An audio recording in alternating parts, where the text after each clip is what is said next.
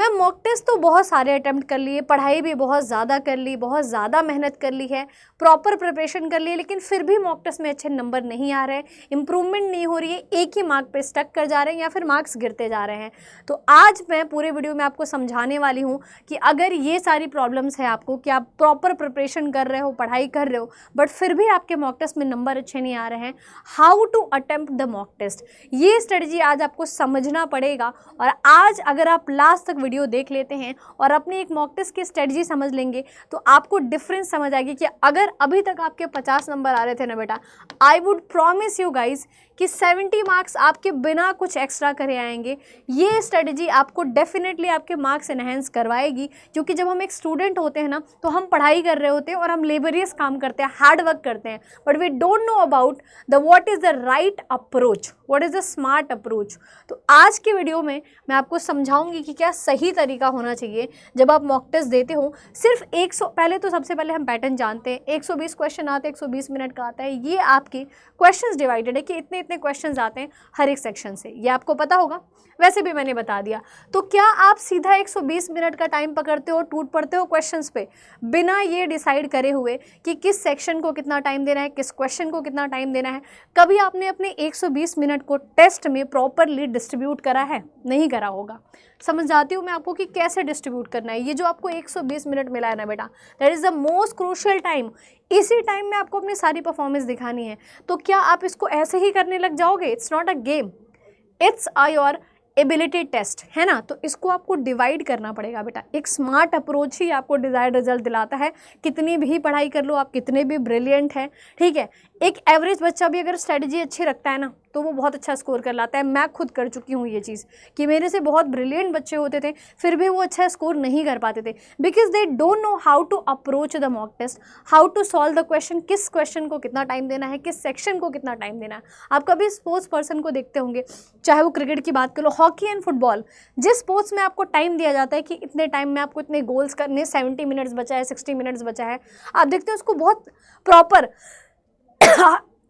Sorry, हर 15 minute के बाद strategic time out के बाद क्या होता है, स्पोर्ट्स में स्ट्रेटेजिक टाइम आउट होता है, उसमें डिसाइड होता है कि इतने मिनट में ये करना है, इतने मिनट में ये करना है। वो काम बेटा आपको भी करना पड़ेगा।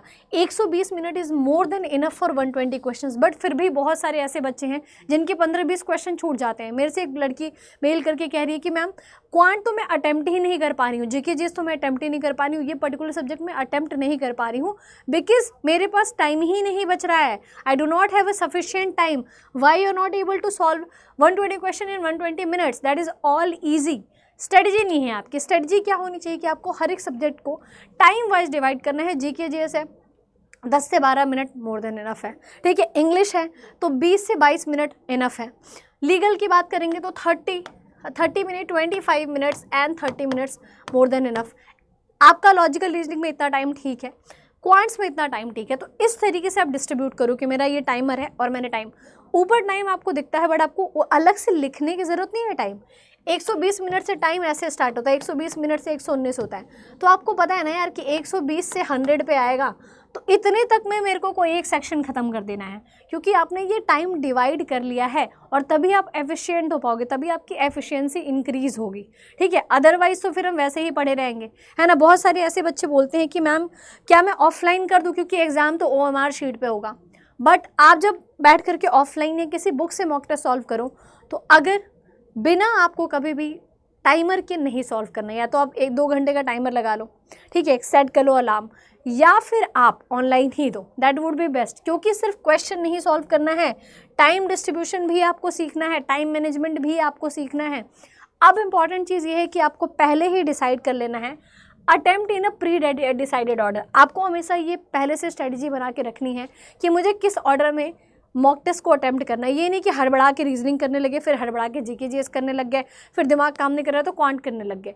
इस तरीके से आपको नहीं करना है, नहीं तो जहाँ 100 क्वेश्चन करने वाले रहोगे 40 पे आके अटक जाओगे, क्योंकि हड़बड़ी में जा रहे हो ना, डिसाइड नहीं करा है पहले से। जैसे शादी ब्याह फंक्शन में जाते हो तो पहले से कपड़े सिला के रखते हो, लड़कियां हैं तो जो सूट लहंगे पहनने उसकी चूड़ी डिसाइड कर लेते हो, ये वाला लिपस्टिक इस पर सूट होगा, है ना। सारी चीज़ें आप कर लेते हो कि बढ़िया प्रॉपर देखेंगे, तो वैसे ही आपको मॉक टेस्ट में आप देखना कितने रिलैक्स रहोगे, कितने कंपोज रहोगे जब आप ऑलरेडी सारी टाइम डिसाइड करके रखोगे, पैटर्न डिसाइड कर रखो। आपको कंफर्टेबल लगता है इंग्लिश, ये एग्जाम्पल है, सिर्फ मैंने बताने के लिए रखा है। किसी को अगर लीगल पसंद है तो पहले लीगल रख लो, तो एक अपना ऑर्डर बना लो, कंफर्टेबल ऑर्डर। सबसे पहले ऑलवेज स्टार्ट विद ईजी, ठीक है, हमेशा कोई एक इजी सेक्शन रखो, कभी भी खुद को चैलेंज नहीं देना है। जब मॉक टेस्ट अटेम्प्ट करना है, जब एग्जाम देना है, तो हमेशा आपको इजी चीज़ चुननी है और वहाँ से स्टार्ट करना है और लास्ट में टफ को देना है, ताकि मेरा इजी जल्दी जल्दी हो। अगर मैं आपको इजी क्वेश्चन करने को बोलूँगी तो आप ज़्यादा अटेम्प्ट कर पाओगे, डिफिकल्ट वाले तो 4-5 करोगे, दिमाग का दही हो जाएगा, है ना, हो जाएगा नहीं हो जाएगा बताओ, और आगे आपका कॉन्फिडेंस लूज हो जाएगा, दिमाग ऐसे बोर हो जाओगे, पटक दोगे, बोलोगे खत्म, नहीं करना है मुझे, जाओ। तो ये नहीं करना है, you have to choose your easy section, comfortable section, best section. इसकी बात करेंगे, डोंट गेट स्टक ऑलवेज, ठीक है। अगर आपको लग रहा है कि आप कोई पैसेज पढ़ रहे हो, नहीं समझ आ रहा है, नहीं समझ आ रहा है, तो उसी में पढ़े नहीं रहना है, उसको मार्क फॉर रिव्यू कर देना है कि भाई क्वेश्चन नंबर 115 से लेकर के और 120 तक अगर मेरा कोई स्टक हो रहा है, या 5 से लेकर के 15 तक हो रहा है, मैंने नोट कर लिया, बस इसको बाद में देखूंगा, बस 1 से 2 मिनट पढ़ना है उस पैसेज को। नहीं आ रहा है छोड़ो, बाद में करेंगे। जो चीज़ नहीं आ रही है सब हटाते जाना है, सबको स्किप करते जाना है, जो आ रहा है उसको करते जाओ, क्योंकि ये 120 मिनट और 120 क्वेश्चन सिर्फ आपके हैं, कोई आपको बताने नहीं वाला है, कोई आपसे क्वेश्चन नहीं करेगा कि ये वाला क्यों नहीं करा, ये वाला क्यों करा। जो बेस्ट है, जो ईजी है, वही करना है, बाद में सब डिफिकल्ट चीज़ों को करना है। तो मार्क फॉर रिव्यू करेंगे, ठीक है। किसी चीज़ को ईगो पर नहीं लेना है और किसी चीज़ को ये मेरा फेवरेट सेक्शन है करके रहूँगा, कैसे नहीं आ रहा है, नहीं, कोई मतलब नहीं है, हमें नंबर लेकर के आना है, ठीक है। सो बस never spend more than 2 to 2.5 minutes on any passage. कोई सा भी पैसेज कर रहे हो, कोई सा भी क्वेश्चन कर रहे हो, तो 2 से 2.5 मिनट में अगर आपका दिमाग नहीं कंप्लीटली उसको समझ पाया। और मोर इम्पॉर्टेंट टिप, सबसे इम्पॉर्टेंट टिप है आपके लिए एक, कि हमेशा आपको क्वेश्चन पढ़ना है। पहले पैसेज का क्या करना है, क्वेश्चन पढ़ लो सारे, 5-6 क्वेश्चन दिए हैं, सारे क्वेश्चन पढ़ लो, फिर पैसेज पे जाओ, ठीक है। तो आपको थोड़ा ईजी होगा समझने में, है ना, ठीक है। ये हो गया। अब बात करते हैं keep track on time duration test. अब टाइम भी, जब आप टेस्ट दे रहे हो तो ये नहीं कि एकदम खो गए हैं, ठीक है, बिल्कुल अरिजीत सिंह नहीं बन जाना है, खोना नहीं है आपको गानों में, आपको चेक करते रहना है टाइम। 1 घंटे हो गया, 45 मिनट हो गए, 40 मिनट हो गए, कितना टाइम हो गया। Analyse through thoroughly, analysis is the most important thing. अब यहीं तक बात खत्म नहीं हो रही है, यहाँ तक तो आप टेस्ट दे रहे थे, अब इम्प्रूवमेंट कैसे आएगा, एक टेस्ट के बाद दूसरे टेस्ट के बाद तीसरे टेस्ट में इम्प्रूवमेंट कैसे आएगी, वो आएगी इस तरीके से कि आपने क्या टाइम स्पेंड करा है, ठीक है। तो आप बैठ करके एनालिसिस करेंगे, कितना टाइम आपने हर एक सेक्शन को दिया, पहले वो देखेंगे। Correct question, incorrect question, correct करा तो बहुत, अगर कभी कभी हम लोग करेक्ट कर लेते हैं, खुश हो जाते हैं, वाओ मज़ा आ गया, करेक्ट कर लिया, लेकिन वो करेक्ट क्वेश्चन अगर 1 मिनट का है और आपने 3 मिनट में करा है, तो वो वर्थ नहीं है, दैट इज़ नॉट वर्थ। जैसे कि कोई चीज़ आप खरीद के ला रहे हो, 100 रुपये का सामान है, 500 रुपये में लेके आओगे, तो that is not worth. Same अगर ऐसा कोई क्वेश्चन है जिसको 1 मिनट में करके ख़त्म किया जा सकता था, आपने 2 मिनट 3 मिनट ले लिया, तो आप आगे से कोई दुखी होने की ज़रूरत नहीं है, बट आगे से आप उसका टाइम रिड्यूस करोगे। So that is why you have to always check your correct question also, and incorrect तो आपको चेक करना ही है। इनकरेक्ट क्यों हुआ, चेक करो, क्या कोई सिली मिस्टेक हुई, क्या मेरा कॉन्सेप्ट वीक था, या मैंने हड़बड़ी में गलती कर दी। 2 चीज़ें होती हैं, सिली मिस्टेक और कॉन्सेप्ट। सिली मिस्टेक में सब आ जाता है कि आप हड़बड़ी में हो, आप क्वेश्चन नहीं ढंग से पढ़ रहे हो, आपके पास टाइम नहीं बचा, या फिर आपने कॉन्सेप्ट ही नहीं पढ़ा है, कॉन्सेप्ट वीक है, तो कॉन्सेप्ट स्ट्रॉन्ग करो। सिली मिस्टेक है तो सिली मिस्टेक्स पे काम करना है, यानी कि प्रॉपर जो भी गलती कर रहे हो उसको सुधारो। Question type, you got your wrong inference assumption. इस चीज़ को आपको क्वेश्चन टाइप को समझना है कि यार क्यों गलत हो रहा है, सही गलत समझना है यहाँ पर, जो कि सबसे ज़्यादा क्रिटिकल रीजनिंग के काम होता है। पैसेज दैट कंफ्यूज हो, इस पे काम कर रहा है आपको। ये कोई ऐसा पैसेज है, इकोनॉमिक बेस्ड पैसेज है मेरा, ठीक है, कोई इंटरनेशनल न्यूज़ है, मैं उस पर स्टक कर जा रहा हूँ, तो इकोनॉमिक्स बेस्ड क्वेश्चंस आप पैसेजेस पढ़ना शुरू कर दो, इकोनॉमिक्स टाइम्स बनाना शुरू कर दो, अपने वहाँ न्यूज़पेपर इकोनॉमिक्स टाइम्स बना लो, या फिर आप कोई भी इंटरनेशनल न्यूज़ पढ़ो, बट इकोनॉमिक्स की होनी चाहिए, ठीक है। चलो, अब तो ये सब कुछ होगा।